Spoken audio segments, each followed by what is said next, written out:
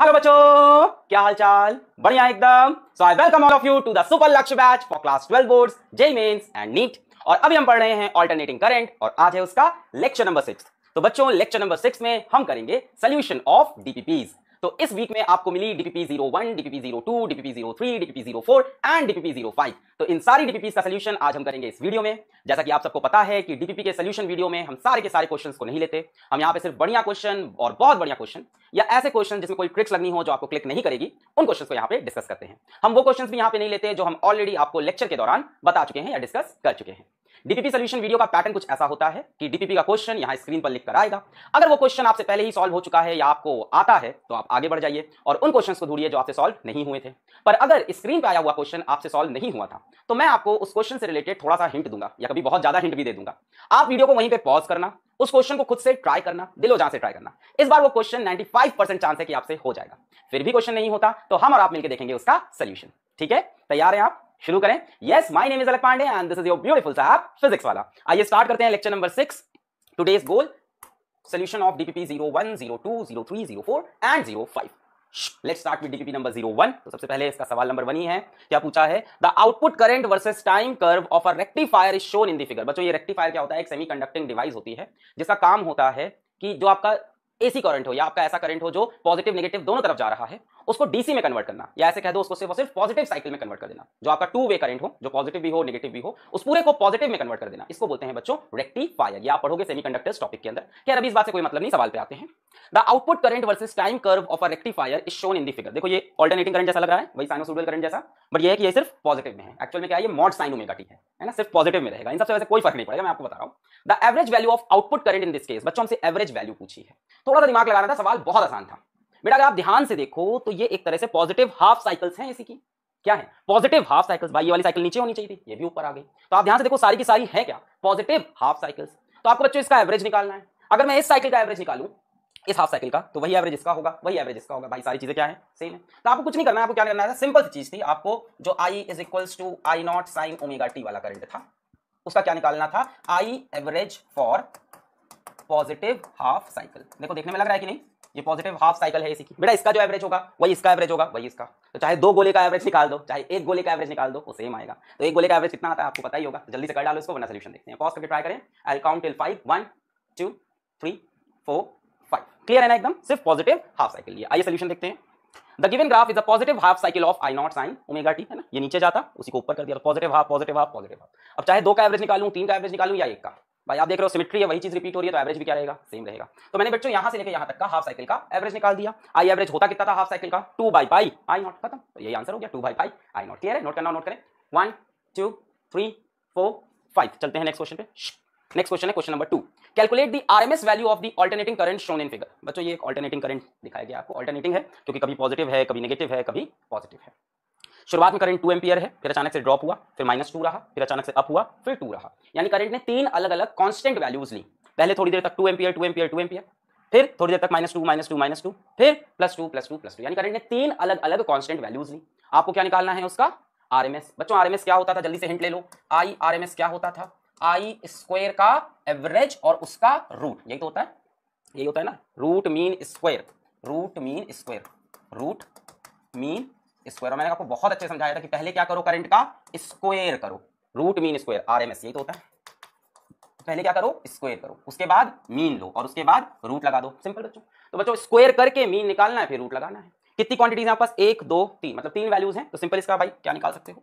I R M S is equal to क्या हो जाएगा? I1 का स्क्वायर प्लस I2 का स्क्वायर प्लस I3 का स्क्वायर डिवाइडेड बाई 3। ये क्या हो गया? एवरेज हो गया आई स्क्वायर का। भाई, आई स्क्वायर का एवरेज क्या होगा? जितनी आई स्क्वायर की वैल्यूज हैं सबको जोड़ के एवरेज। भाई, एवरेज ऐसे ही होता है ना। तीन क्वांटिटीज का एवरेज निकालना हो तो x1 + x2 + x3 divide by 3। तो हमारे पास तीन क्वांटिटी है, 2 -2 फिर से 2। तो हमने I1 square I2 square I3 square divided by 3 और इसका ले लो रूट। खत्म हो गया सवाल। ट्राई करें। 1 2 3 4 5। आइए सोल्यूशन देख लेते हैं। Simple, I R M S equals to I square के एवरेज का root, I1 square I2 square I3 square divide by 3। बेटा, ये हो गया आई स्क्वायर का एवरेज। ये क्या है? पूरा आई स्क्वायर का एवरेज और उसका रूट लगा दिया। I1 की वैल्यू 2 रख दी, I2 की वैल्यू -2 रख दी, I3 की वैल्यू 2 रख दी, है ना। वहां पे देखो I3 2 हो रखा है। I1 I2 I3। बच्चों, 2 स्क्वायर -2 का स्क्वायर भी क्या होगा? 2 का ही स्क्वायर और ये भी 2 का स्क्वायर, यानी 3 बार 2 का स्क्वायर, नीचे 3, 3 से 3 मर गया। 2 स्क्वायर का रूट, आंसर आ गया 2 एम्पियर। नोट करें। 1 2 3 4 5। DPP number 02। बच्चों ये एक बढ़िया सवाल था, हो सकता है आपका फंसा हो क्योंकि ऐसा क्वेश्चन हमने क्लास में डिस्कस नहीं किया था। बढ़िया सवाल है। क्या है? If I1 is equals to 3 sin omega t, ये करंट है 3 sin omega t, and I2 is equals to 4 cos omega t, ये वाला क्या है? 4 cos ओमेगा टी है। देन I3 इज, तो I3 की वैल्यू कितनी होगी? बच्चों ये दोनों करंट आप ध्यान से देखो 90 डिग्री आउट ऑफ फेज हैं। अगर सेम फेज में होते तो सीधा सीधा आप ऐड कर सकते थे, बट ये 90 डिग्री आउट ऑफ फेज है, थोड़ा दिमाग लगाना पड़ेगा। जरा ऑप्शन देखो, यहाँ पे दो ऑप्शन रिपीट हो गए, गलत है वैसे, बट जरा ऑप्शन देखो, 5 sin omega t plus 53, 5 sin omega t plus 37, omega t plus 45, omega t plus 53, सभी में 5 तो कॉमन है वैसे, मतलब 5 तो आना है। 5 कैसे आएगा? थोड़ा दिमाग लगाओ, √3 स्क्वायर प्लस 4 स्क्वायर से आ रहा है, कुछ ऐसा है। और यहाँ पे देखो sin a प्लस b आ रहा है, तो ऐसे तो ऑप्शन से तो क्लिक करेगा, अदरवाइज जिसको आता है, जिसने एसएचएम पढ़ रखा है वो तो सवाल को तुरंत हिला देगा। ये कॉम्बिनेशन ऑफ 2 एसएचएम है भाई, एक एसएचएम की इक्वेशन ये है, एक एसएचएम की इक्वेशन ये, तो वो तो कॉम्बिनेशन ऑफ एसएचएम से तुरंत उड़ा देगा। और जिसने नहीं पढ़ा है वो दिमाग लगाए, भाई ये जो इक्वेशन लिखी है sin a plus b, sin a plus b जैसी लिखी है, तो कुछ sin a प्लस b जैसा चाहिए होगा। बच्चों ऐसे क्वेश्चन को सॉल्व करने का तरीका मैं आपको बताता हूँ। यहाँ से I3 क्या होगा? I1 I2 का सम होगा। I3 is equals to I1 plus I2। I1 कितना है? 3 sin omega t plus 4 cos omega T. अब सोचो इसको हमें कन्वर्ट करना है कुछ इस फॉर्म में, sin a प्लस b के फॉर्म में लाना है, और यहाँ पे मैग्नीट्यूड भी सिर्फ एक ही रहेगा, इसका amplitude. sin a plus b कैसे आता है? sin a cos b, cos a sin b, इसी से आता है ना, sin a cos b plus cos a sin b। तो हमें कुछ ऐसा करना पड़ेगा कि ये sin a यहाँ पे कुछ cos b आ जाए, और यहाँ पे cos a यहाँ पे sin b आ जाए, तभी तो sin a प्लस b होगा। अच्छा बच्चों, जब भी ऐसी क्वांटिटीज आपको दिखे ना, a sin theta plus b cos theta, a sin theta plus b cos theta, बड़ा आसान है, इसको √a square plus b square से डिवाइड और √a square plus b square से मल्टीप्लाई, ये a और ये b मान लो, √a square plus b square से डिवाइड और उसी से मल्टीप्लाई, यानी इसको किससे डिवाइड कर दो? √3 स्क्वायर प्लस 4 स्क्वायर, कितना हो गया? 5, और 5 से कर दो मल्टीप्लाई। इससे क्या होगा जरा देखो, कितना हो जाएगा? 3/5 sin omega t plus 4/5 cos omega T multiplied by 5। बच्चों 5 तो आ गया, हमें 5 चाहिए था, 5 तो मिल गया। अब इसको चेंज करना पड़ेगा sin a प्लस b के फॉर्म में, है ना, सारे ऑप्शन वैसे ही हैं। कैसे करें बच्चों? 3/5 किसी का cos होता है क्या? देखो ना, cos a sin b, है ना, cos b sin a, ऐसा कुछ आना चाहिए। क्या ये किसी का cos होता है और क्या ये उसी एंगल का sin होता है? सोचो, एक एंगल तो है ओमेगा टी, एक इसमें से कुछ आना है। क्या ये किसी एंगल का cos है और जिसका ये cos है, क्या उसी का ये sin होता है? जरा दिमाग लगाओ, 3/5 4/5, जरा सोचो, क्या ये वाला ट्रायंगल ले सकते हैं? यहाँ पे एंगल 53, यहाँ पे 4 3 5, यहाँ से बच्चों 3/5 क्या हो जाएगा? cos 53, और 4/5 क्या हो जाएगा? sin 53। ये हो गया 3/5 cos 53, 4/5 sin 53। बस इसके बाद सवाल खत्म है, cos a sin b, sin a cos b, sin a plus b। चलो उड़ा दो इसको, 1 2 3 4 5। आइए सोल्यूशन देखते हैं। I3 देखो, I1 प्लस I2 होगा, है ना भाई, सिंपल है, हमने किरचॉफ जंक्शन लॉ लगाया है, किरचॉफ करंट लॉ लगाया है, KCL लगाया है, सिंपल है ना, कि भाई जितना करंट अंदर आएगा जंक्शन पे उतना करंट बाहर जाएगा। तो जंक्शन पे I1 I2 अंदर आ रहा है और I3 हमारा बाहर जा रहा है। तो I3 is equals to I1 plus I2, 3 sin omega t plus 4 cos omega t, किससे डिवाइड किया? √a square plus b square, है ना। ये अप्रोच याद रखना एग्जाम के लिए भी कि I इज इक्वल, कोई भी quantity I is equals to, मान लो ऐसा लिखा है a cos theta plus b sin theta, ऐसा ही कुछ है ना, a sin theta plus b cos theta, एक ही बात है।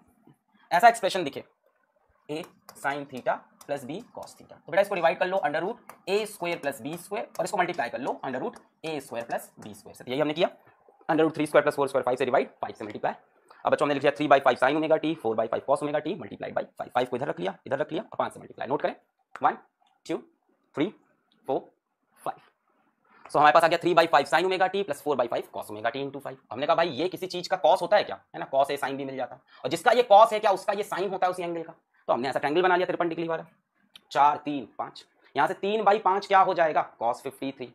4/5 क्या हो जाएगा? sin 53। खेल खत्म हो चुका है। इसके बाद sin a cos b, cos a sin b, देखो 5 को मैंने इधर लिखा, sin a cos b और cos a sin b, sin a cos b cos a sin b, simple, sin a plus b, sin a cos b cos a sin b, sin a plus b 5, ये आएगा answer. Option A भी लगा सकते हो, D भी लगा सकते हो, मिसप्रिंटिंग है वो तो। नोट करें, 1 2 3 4 5।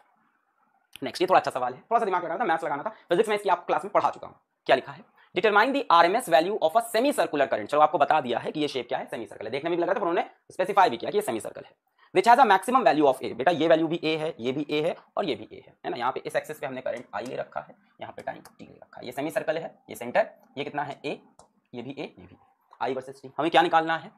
आरएमएस वैल्यू निकालना है। आरएमएस वैल्यू कैसे निकलती है? फिर से आरएमएस वैल्यू फिर से पूछी है। आई आरएमएस क्या होता है? स्क्वायर मीन रूट, है ना, उल्टा पढ़ते हैं हमेशा। आरएमएस रूट मीन स्क्वायर, तो मैं तो उल्टा पढ़ूंगा भाई, क्या?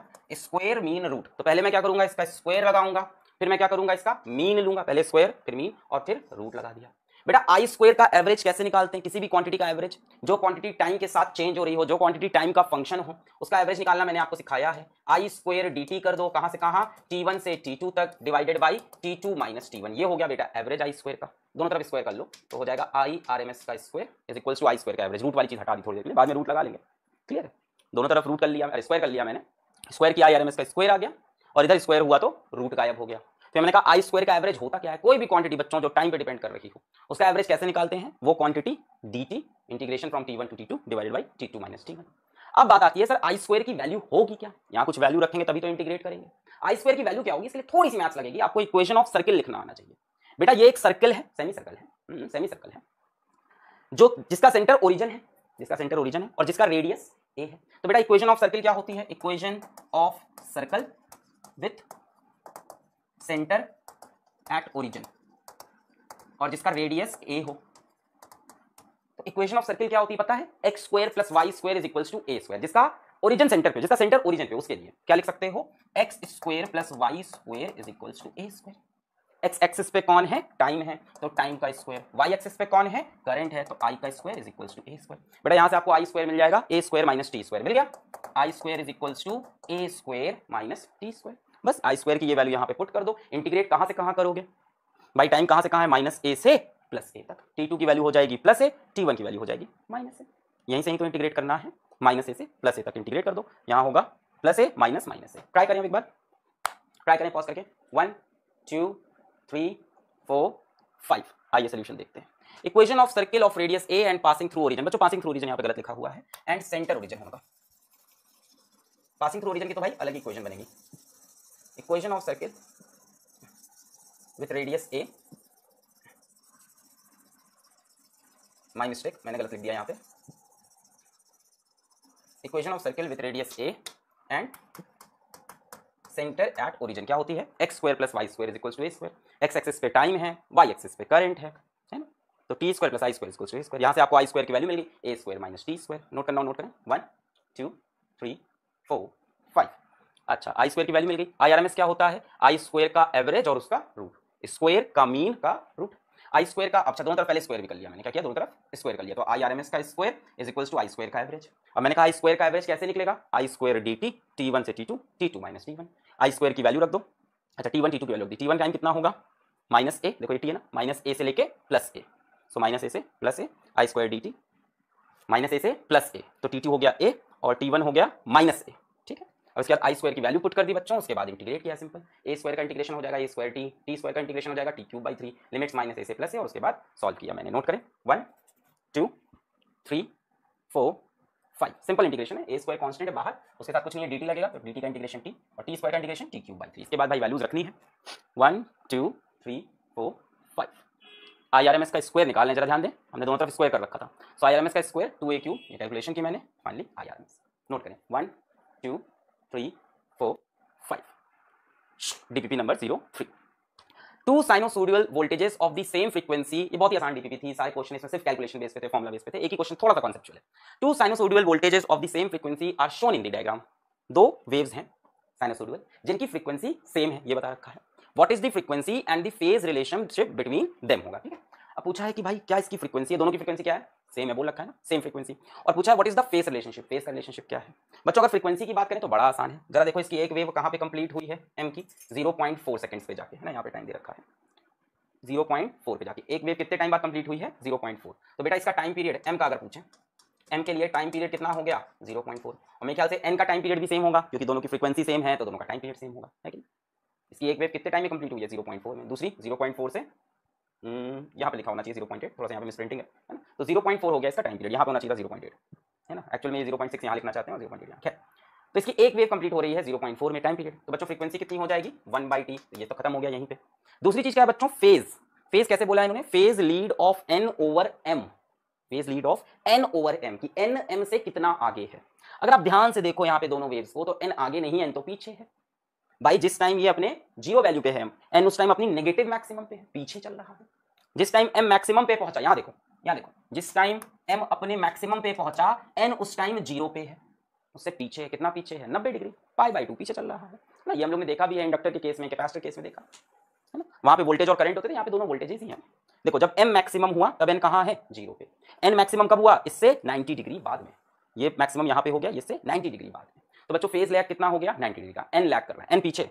अगर आप ऐसे समझो इसकी जो इक्वेशन है वो साइन ओमेगा टी की है m की, और जो n की इक्वेशन है वो माइनस कॉस ओमेगा टी की है ना। बताया था ना माइनस कॉस कहाँ से स्टार्ट होता है ओरिजिन के नीचे से, और प्लस कॉस कहाँ से स्टार्ट होता है ओरिजिन के ऊपर से। ये सारी चीजें लेक्चर में डिस्कस की हम लोग। ये इक्वेशन किसकी है साइन ओमेगा टी की, m की देखो साइन ओमेगा टी और n minus cos omega T. तो भाई इससे कितना पीछे हो गया 90 डिग्री। पूछा है phase lead of n over m, भाई लीड नहीं है लैग है, कितना पीछे है पाई बाई 2, तो हम क्या लिख देंगे माइनस पाई बाई 2 लिख देंगे। ये पूछा है कितना आगे है माइनस पाई बाई 2 आगे बोल देंगे है ना। और फ्रीक्वेंसी आप 1/t से निकाल लोगे which will come out to be 2.5।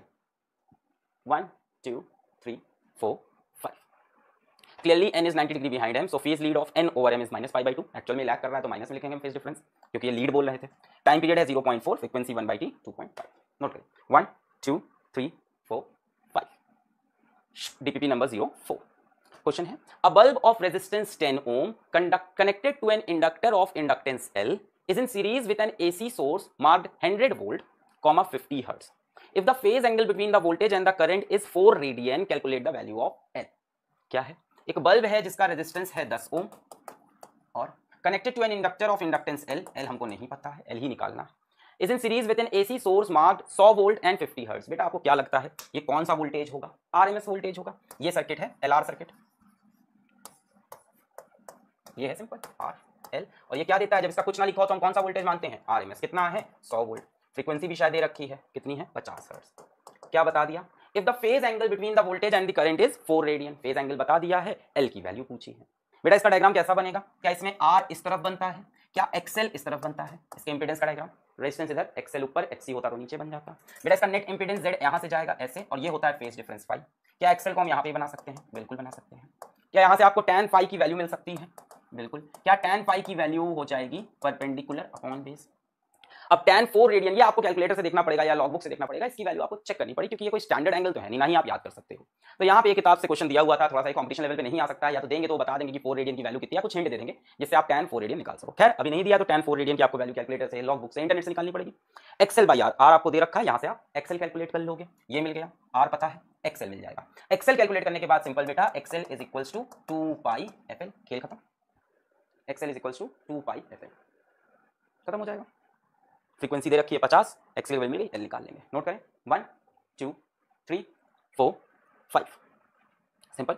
ये R, ये XL, ये Z, ये फाई, XL यहाँ बना लिया, tan phi XL by R। tan 4 radians is equals to, XL की जगह मैंने सीधा यहाँ पे 2 पाई FL लिख लिया अपॉन R। tan 4 रेडियन की वैल्यू मैंने निकाल ली 1.15, 2 पाई frequency 50 into L upon R। यहाँ से आप बेटा L की वैल्यू कैलकुलेट कर सकते हो, L इज इक्वल्स टू, बस सिंपल नोट करें 1 2 3 4 5। यहाँ पे V का कोई यूज नहीं हुआ, हमसे शायद RMS करंट पूछते तो यूज होता, Z निकालने के बाद।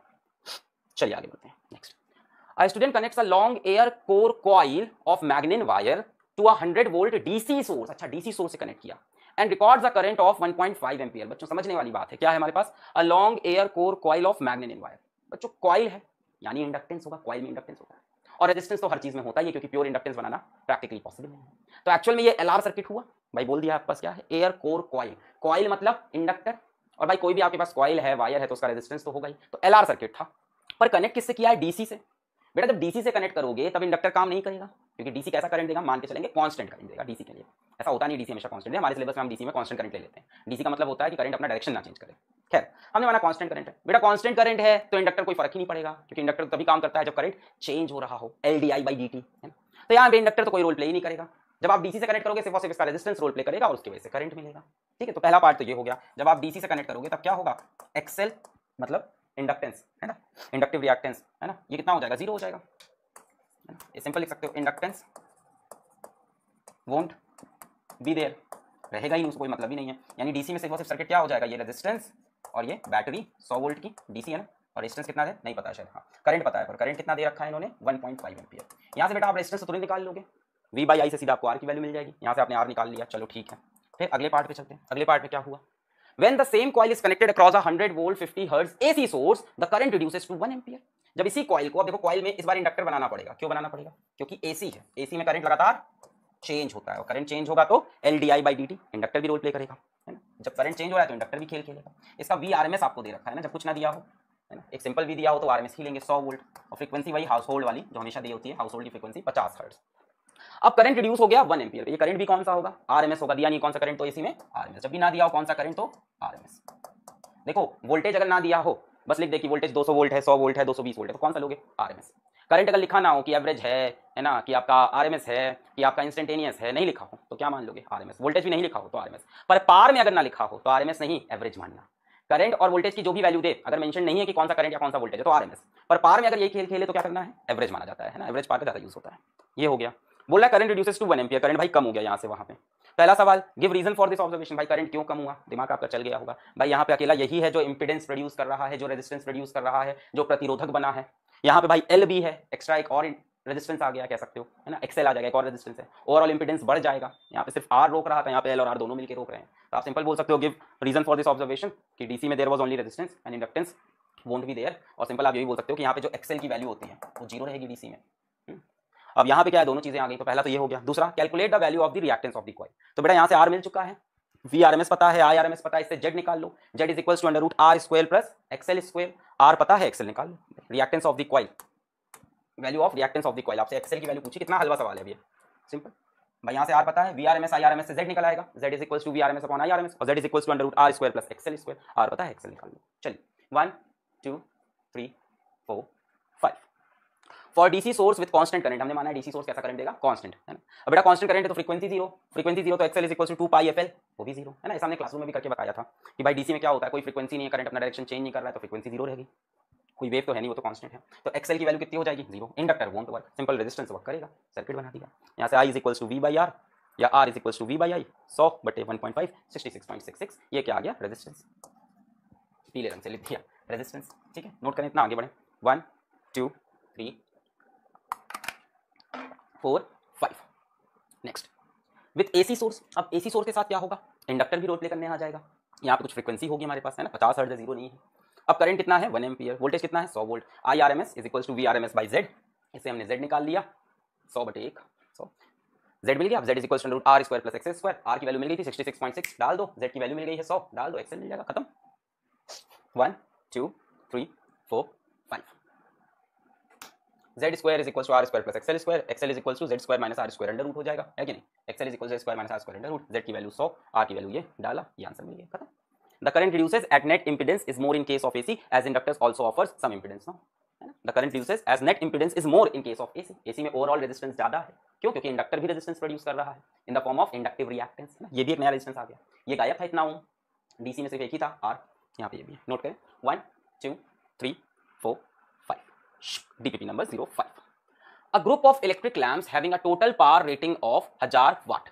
अब देखो पार के साथ नहीं लिखा कि कौन सी पार है, तो आरएमएस पार या वर्चुअल पार जिसको कहते थे वो मत मानना, मैंने बताया ना, वर्चुअल पार आरएमएस या अपरेंट की चीज वो नहीं मानना, ना इंस्टेंटेनियस। पार के साथ नहीं लिखा है तो कौन सी power, average power. Power rating of इतना, supplied by an AC voltage of इतना, then the RMS value of the circuit current is. बड़ा ही हलवा सवाल है, बहुत ही सिंपल सवाल है बेटा, simple. Power average is equals to क्या था, E R M S I R M S cos phi, है ना, वी आरएमएस लिखते थे, यहाँ ई लिख लो, ई के टर्म्स में लिखो। अच्छा अच्छा अच्छा अच्छा, ई आरएमएस पता है क्या, नहीं, E is equals to E naught sine omega t plus कुछ दिया, क्या करना है, तो ये ई नॉट है ना। तो सिंपल ई आरएमएस क्या हो जाएगा, ई नॉट बाई रूट 2, पार एवरेज ई आरएमएस की जगह ई नॉट बाई रूट 2, यहाँ से ई आरएमएस मिल गया। आई आरएमएस निकालना है बेटा, कॉस फाई कितना होगा जरा सोचो, कैसा सर्किट है ये। A group of electric lamps having a total power rating of इतना इज सप्लाइड। बेटा सिर्फ बोला इलेक्ट्रिकल लैंप है, सिर्फ बोला इलेक्ट्रिक लैंप है, इलेक्ट्रिक बल्ब है, तो हम क्या मानेंगे इसको, प्योर रेजिस्टिव मानेंगे। इसमें तो क्या होगा, सिर्फ रेजिस्टेंस होगा।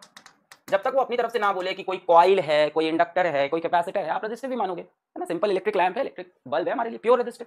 भाई प्योर रेजिस्टिव होगा तो उसमें जिधर करंट होगा उसी फेज में वोल्टेज होगा, यानी फाई की वैल्यू 0 हो जाएगी, तो यहाँ सिंपल कॉस 0, खत्म हो गया कहानी। ई नॉट की वैल्यू पता है रख दो, पावर एवरेज पता है रख दो, आई आरएमएस मिल जाएगा। 1 2 3 4 5, power average V R M S I R M S cos phi, pure resistive circuit, ये हो गया आई, ये हो गया V 50, V R M S I R M S cos 0, simple V R M S I R M S cos 0। इसमें Z is equals to R extra लिख दिया मैंने, है ना, इसमें टोटल इंपीडेंस आर के बराबर होगा, cos 0। Power average V R M S I R M S, V R M S V naught by root 2, है ना, कॉस 0 1 हो गया, आई आरएमएस पावर एवरेज की वैल्यू वी नॉट की वैल्यू आई आरएमएस। नोट करें 1 2 3 4 5। एसी में देखो यही होता है, बहुत ज्यादा वेरिएशन बचता नहीं, आपको क्लासरूम में इतने ढेर सारे सवाल मैंने करा दिए, बहुत वेरिएशन यहाँ पे बचता नहीं है। जैसे जैसे आपके चैप्टर्स इजी होते जाएंगे ना, वेरिएशन कम होता जाएगा, number of topics to be taught कम हो जाते हैं, तो उसके अंदर से हम लोग सारे क्वेश्चन पहले ही करा देते हैं। सिर्फ कैलकुलेशन का पार्ट रहता है, फॉर्मूले याद करने का पार्ट होता है एसी में, बाकी जितना कॉन्सेप्चुअल है वो क्लास में चल ही रहा है ना। A virtual current of 4 ampere flows in a coil, virtual current मतलब आरएमएस, इन अ कॉइल, अब देखो कॉइल वर्ड यूज किया है यानी इंडक्टेंस होगा। When it is connected in a circuit having alternating current of frequency 50 hertz, power consumed in the coil is इतना। नहीं बताया कौन सी पावर, एवरेज। नहीं बताया कौन सा करंट, बताया वर्चुअल। वर्चुअल मतलब होता है बच्चों आरएमएस।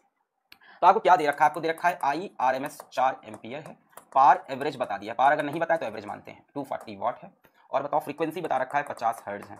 फिर आगे क्या बोला है, calculate the inductance of the coil if the virtual potential difference across is 100 volt. Virtual मतलब आरएमएस, तो आपको वीआरएमएस भी दे दिया है 100 वोल्ट। अब बच्चों कॉइल है तो हम क्या मानेंगे कि इंडक्टेंस होगा, है ना, कॉइल में क्या होता है इंडक्टर, और इंडक्टेंस है तो रेजिस्टेंस तो होगा ही कॉइल के पास, यानी एलआर सर्किट का क्वेश्चन था, सिंपल ये सिंपल। वीआरएमएस पता है, ये पता है क्या निकालना है, calculate the inductance of the coil, inductance निकालना है, यानी अपने को एल की वैल्यू चाहिए, एल रिक्वायर्ड है। पहले जेड निकाल लो वीआरएमएस अपॉन आईआरएमएस से, पहले जेड फाइंड कर लो, वीआरएमएस अपॉन आईआरएमएस से आपको जेड मिल जाएगा, ये पता है, ये पता है जेड। फिर Z is equals to under root XL square plus R square लगा दो, ठीक है, आपको जेड मिल गया under root XL square plus R square. नहीं अच्छा पार का यूज करेंगे,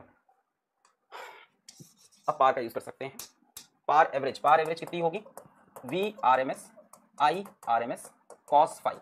बेटा एल आर सर्किट में ये कॉस फाइव पार फैक्टर कितना बन जाएगा जरा बताओ, ये होगा आर, ये होगा एक्सएल, ये होगा फाइव, ये होगा जेड, है ना। यहाँ से जेड की वैल्यू कितनी होती थी, नहीं कॉस फाइव की वैल्यू, सॉरी पार फैक्टर चाहिए, कॉस फाइव की वैल्यू कितनी हो जाएगी, सभी को पता होगा R by Z base upon hypotenuse, यहाँ पे आर बाई जेड, तो यहाँ पे V R M S I R M S R by Z.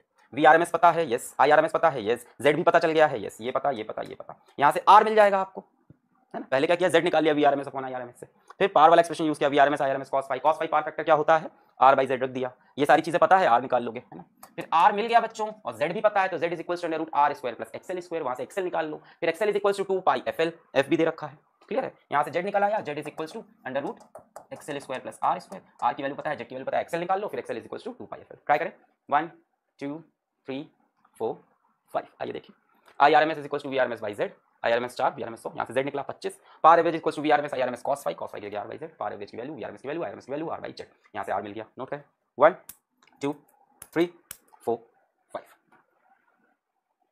z is equals to r square plus x square, z square r square plus x square, xl is equals to x square minus r square under root, z की value r की value xl मिल गया, xl is equals to 2 pi fl, f पता था l निकाल लिया, खत्म। 1 2 3 4 5, तो यहाँ पे लेक्चर होता है समाप्त। अगले लेक्चर में फिर से मिलेंगे, पढ़ाई आगे बढ़ाएंगे, पढ़ाई करते रहें, ऑल द वेरी बेस्ट।